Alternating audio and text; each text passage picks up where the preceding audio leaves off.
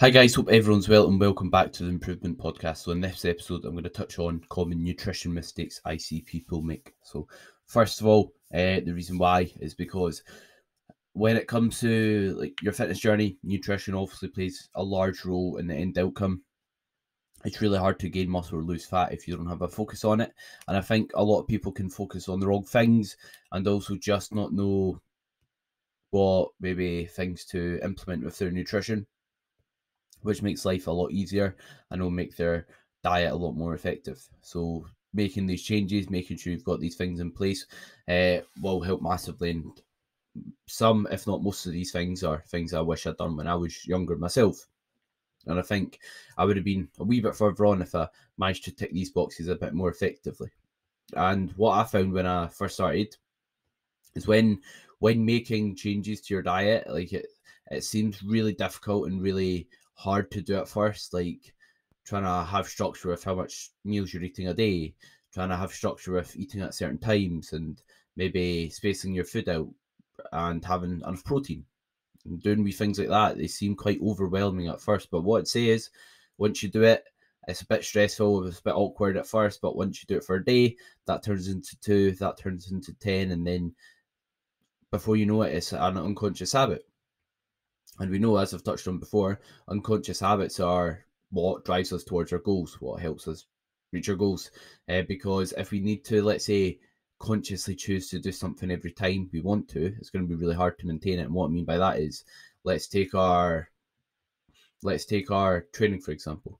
If we decide when to train, decide what we do in the gym, and we just repeat that, it's a lot less overwhelming. It's a lot less like energy demanding in terms of mentally, because we don't have to decide what we're doing each time we step in the gym. We've got a plan in place, so it's just a case of carrying it out, and the same applies with your nutrition.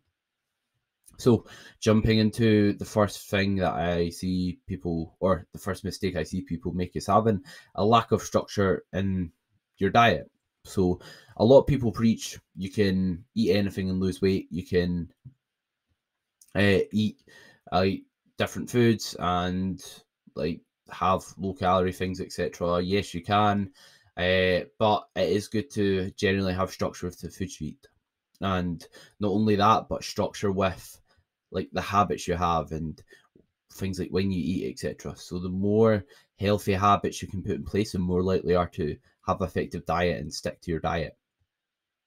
So the more the better, really, and it makes it less mentally taxing having like a lot of structure in place, which is why I advocate it. And what I mean by that is, if let's say you don't have a lot of structure, you don't really know what works, because nothing's the same. Whereas if everything's the same on a daily basis, if you constantly burn out and let's say have lack of energy towards the end of your session, you know something needs to change with your current setup. Whereas if what you do is different each day, then it's hard to really pinpoint what's going wrong in terms of your nutrition, why you're not making progress. And also, the reason why I recommend having structure with your diet in terms of timing is because it saves a lot of stress, and it means you're not going to have the days where you don't eat until, let's say, 1 o'clock, and then you don't eat in the morning before work or that, and you get that starving that you choose an unhealthy option on your break. You won't get to that breaking point if you structure in like a good quality healthy breakfast that fills you up, and same with, let's say, a snack at work. Whereas if you just wing it, you don't do that, then you'll be to the point where you're starving, and then you're more likely to grab maybe a poorer option for your goals and go over your calories. And although you might not eat, let's say, breakfast, and you'll save calories from that, it might mean that you're that hungry, or that you overeat in that setting, because you lose your willpower because you're that hungry and you've not ate for that amount of time, for example. So the clients of mine that get the most results, or gets the best results, have a lot of structure in their diet and they're consistent. So structure is key. So what structure I recommend having with your diet is trying to have structure of when you eat, and roughly what you eat. And you don't have to eat the exact same on a daily basis, but that doesn't mean you need to be at the other end of the spectrum and eat different foods every single meal every single day. You can at least have structure with some of your meals in the day, and I guarantee you it'll be a lot easier to do things like prep food, because if you know what you're having for the week, you can prepare ahead, you can buy ahead the ingredients you need, so that you've got a plan in place. There's a reason why like bodybuilders and other athletes do follow meal plan approaches. It's because they are super convenient and they save a lot of. They're not as mentally demanding, if that makes sense. Like if you know you'll have, let's say, a certain meal at a certain time of the day, then you know you need a certain amount of ingredients, you know you'll need to cook it at a certain time, and you'll be less likely to, let's say, mess up and not hit your goals for that day. And as well as that, when it comes to having structure and routine with, let's, like when you train, for example, you'll be more likely to get your sessions in. And what I mean by that is, if you structure your sessions in, if you have structure with when you train and you plan your sessions in for the week, and let's say you train Monday, Tuesday, Thursday, Friday, so you can have your weekend off. And then if someone asks you, right, do you want to do this on a Tuesday at 7 o'clock? You know, you go to the gym at 7 o'clock. So you can basically be like, no, sorry, I'm busy that day. And you might think, oh, but I don't want to be restrictive or that. But you need to be restrictive if you want to make change. You need to have some sort of restriction, because your current level of restriction has got you to where you are, where you're wanting change. So you need to have some sort of rigidity and structure. So if you structure them in, it means you won't make plans and arrangements when you're supposed to train, which means you won't miss sessions as a result of that, because you'll have time in your schedule accordingly. Whereas if you just wake up and you on Monday morning you're like, I'll get 4 sessions in at some point this week. Then someone asks you to do something Monday, you end up going to the cinema Tuesday, and then Wednesday it's someone's birthday, and then you got Thursday, Friday, Saturday, Sunday. You want 4 days to get all your sessions in. You're drinking Friday, so you're hungover Saturday. So that's at least one session not going in, if that makes sense. And you might need time to get ready on the Friday after work, so you might not get a session on Friday. So I think you get the drift. See if you plan them in, kind of make them non-negotiables, and don't, let's say, agree to other commitments around that time. It means you will definitely get your sessions in and hit your goals. Next up is not prioritizing the peri-workout window. So the peri-workout window is simply the window of nutrition around training. And the reason why this is beneficial, is because, sorry if you can hear me open my monster, but the reason why the peri-workout window is beneficial is because if we eat like appropriate nutrition around our sessions, we're more likely to perform well, and we're more likely to recover well from training. So it's arguably the most important time to eat for that reason, because especially when we're dieting and we're in a calorie deficit, we don't need food first thing in the morning. We don't need carbohydrates, which are our main energy source, first thing in the morning if we are training, let's say, at 7 o'clock at night. We need them around our training window, because that's what's going to help us hold on to our muscle tissue, build muscle, and help us progress the most. So what I'd recommend is make sure you are eating before and after training. That's a good place to start, and have like a source of protein and some carbohydrates at least. And the reason why it will help us recover is it spikes something called muscle protein synthesis.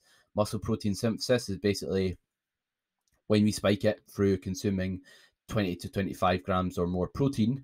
It means we basically recover the broken down muscle, which will happen when we train and we induce muscle damage. Muscle damage occurs. And then from there, the more we can spike muscle protein synthesis effectively throughout the days and weeks, the more we will recover effectively. So the reason we want carbohydrates as well, we want some like pasta, rice, bagels, or fruit. Fruit can be a good one, especially if dieting, just because of the nutritional value. And also, as well as that, because it is another source of carbohydrates, and it's also filling, so we're getting a lot from it, instead of like rice where we just get a source of carbs, you don't get much nutritional value. So yeah, the reason why we want things like carbohydrates before a session is it's our main source of energy, like I said. And when blood sugar drops, so basically when we have carbohydrates, blood sugar is typically elevated. When blood sugar drops, so does our performance. A drop of blood sugar can lead to basically a drop in your ability to perform. So if we have a steady release of carbohydrates before a session, then we're gonna perform well. And how do we make sure we've got a steady release of carbohydrates when we're training? It's by having fat. Fat slows down the release of carbohydrates while also having a key role in hormonal health. So if we can have 10 to 15 grams of fat through something like dark chocolate, almond butter, olive oil, eggs, all those are quality sources. If you can have that around the training window, or sorry, not around the training window, before training, when you're eating for the gym, then you're going to have a steady release of carbohydrates. If you are, let's say, you're not tracking your food or that, you just want something nice and easy, and you're not really stressed about the specific calories for that, you're not trying to diet at the moment, you can just have, let's say, chicken, rice, some vegetables in there of some sort, and then a bit of dark chocolate on the side, or olive oil in it. Or you can have a bowl of oats with protein powder and also a bit of almond butter. And you can also have peanut butter, but almond butter is superior to peanut butter from a taste point of view, and it's actually a bit more beneficial for our health because it has more omega-3 in it than peanut butter does. And we want a good omega-3 to omega-6 ratio for inflammation and general health. So in terms of what to eat after a session, we don't want a lot of fat because we want to absorb the nutrients at quite a fast rate. So what I recommend is, if you are, let's say, having a meal right after your session, have something like, maybe it could be chicken and rice, but no fat in that meal. It could be ground rice, which is something I eat, if you've seen that on my story on Instagram, with berries and protein powder. It could be bagels and jam with a protein shake. I think you get the drift. Something that has carbs in it, but not a lot of fat, because we don't want fat, so it slows the digestion of those carbohydrates, like I said. And the reason why we don't want to slow the digestion of those carbohydrates is because we want to replenish our glycogen stores pretty rapidly, because we've got the ability to uptake carbs effectively when we have them right after training, whereas we don't have the same ability to do so if we have them far away from training. So the next mistake I see people make is skipping out on their micronutrients, their greens. So it plays a big part in our health, digestion, and immune function. And you might think, this isn't going to help me build muscle, so you don't really care about it, or I'm not that bothered. However, if you're trying to diet, it'll make it easier to diet, because when you're dieting, obviously hunger can limit your adherence. So having like plenty of fruit and veg usually fills you up. It has fiber in it, which is good for our health and good for hunger. And as well as that, we can't train when we're sick.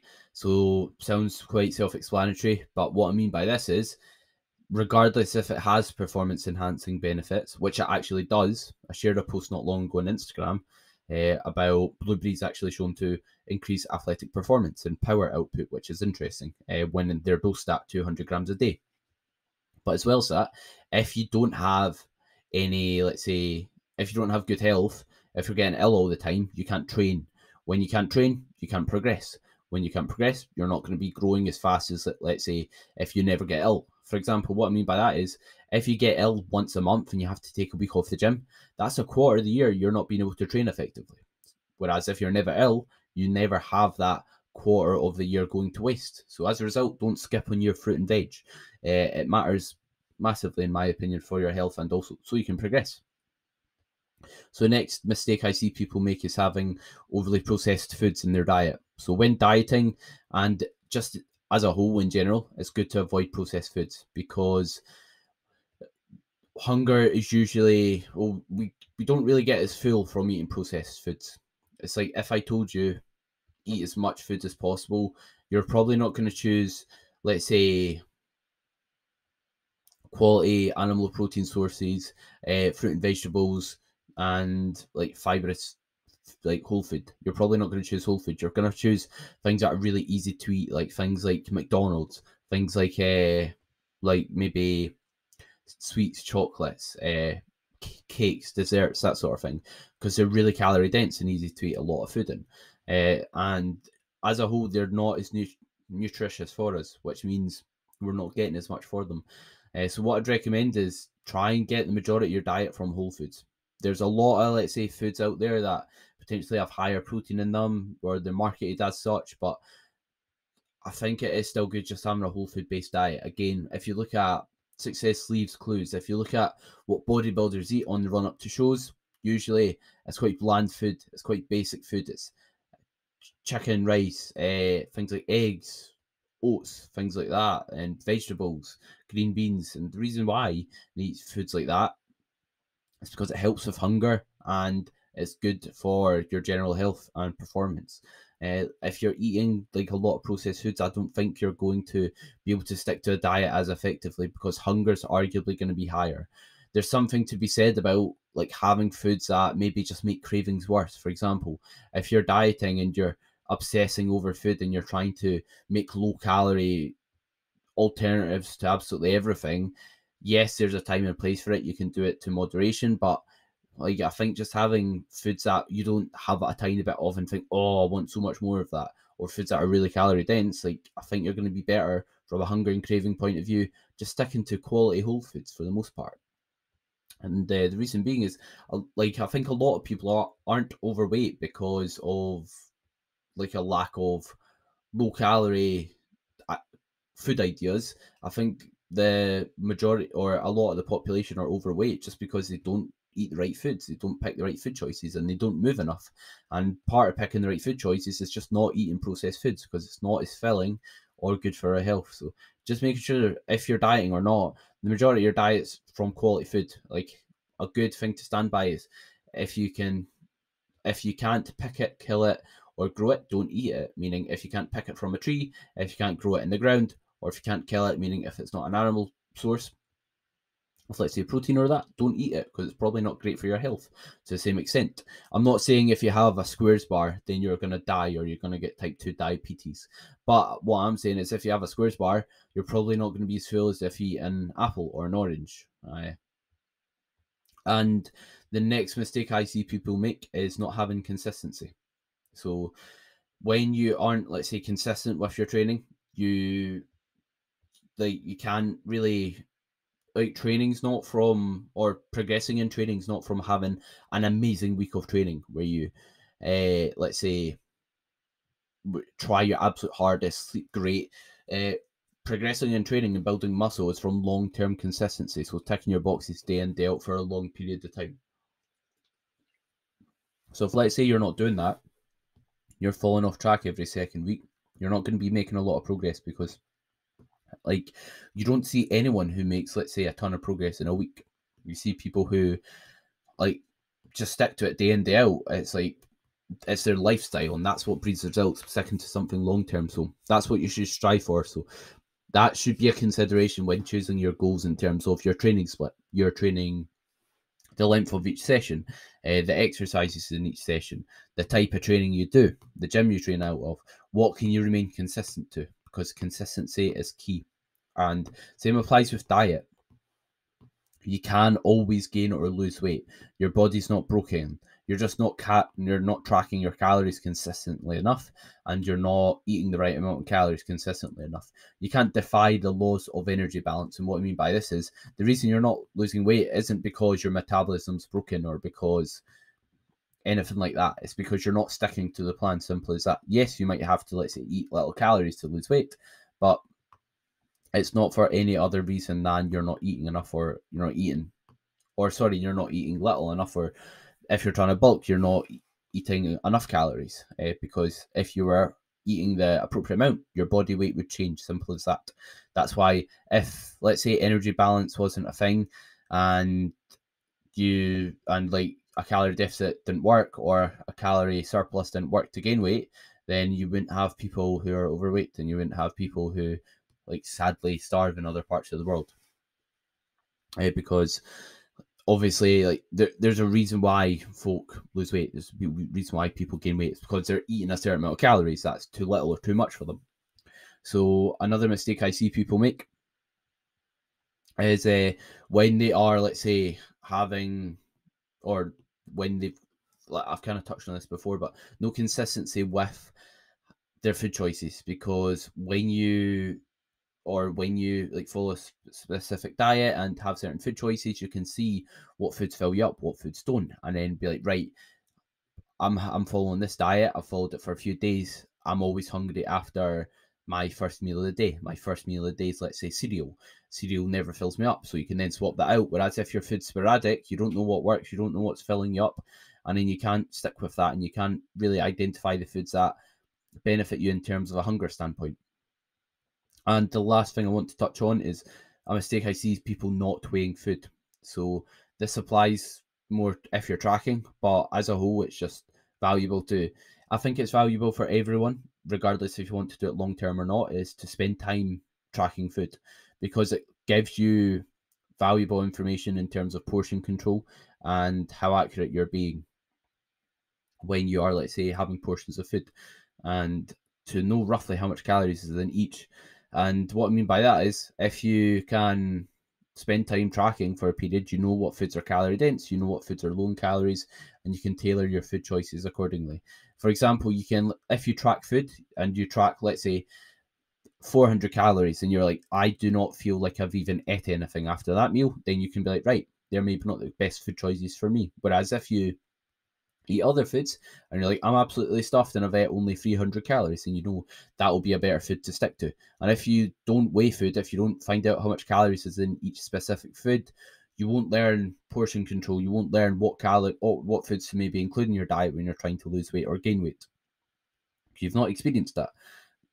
And also, like, a tablespoon or a cup is a very broad metric to track with. So it is good weighing food, because you can consume a lot of excess calories just by trying to cram more on a tablespoon or using a bigger cup. Like, it's quite, I think it's funny that that's actually a measurement system, a cup, because what is a cup? You can get a massive cup, you can get a small cup. So it's not a very good measurement to go off. So what I recommend is just spend time tracking things, because you'll be surprised how much calories is in each food.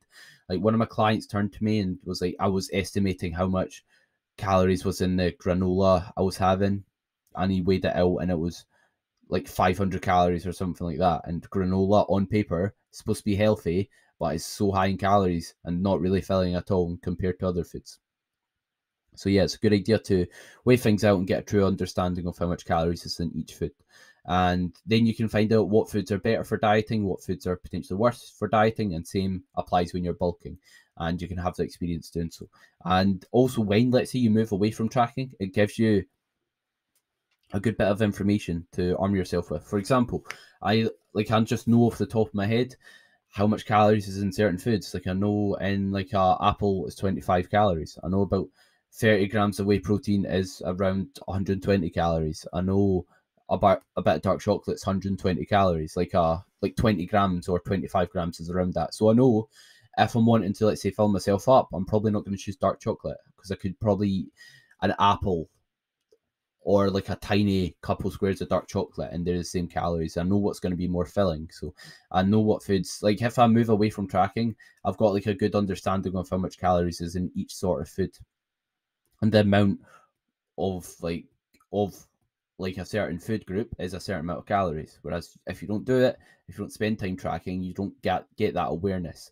And also, in terms of your macronutrients, you get to know what foods have what macronutrients in them, so you can estimate how much protein you have. For example, you can find out, let's say, chicken is, like, if you, this is a really straightforward one, but if, let's say, you never knew for whatever reason, if you start tracking your foods, you'll realize, right, chicken breast has got this much fat in it, this much protein in it, and this amount. Whereas, let's say, if you have eggs, then it has also got a lot of protein, but it's got some fat with it. So you can get to know how much or what macronutrients are in each certain food. So, you know, let's say apple would be maybe good to have before your session for an energy source, and you know what foods are fat sources and protein sources, etc. So hope you enjoyed the episode on some mistakes I see people make with their nutrition. If you did, feel free to like, share, subscribe. If you do listen to this on Spotify, there's the follow button at the top of the podcast. Below that, you'll see it gives you the opportunity to leave a rating. If you haven't already, that would be greatly appreciated. And I appreciate everyone's support as always. Again, any questions you'd like to see, episodes you'd like to see, or anything else I can do for yourself, then please just ask and I'll happily do so. Hope everyone has a great day, weekend, or weekday, depending on when they're watching this.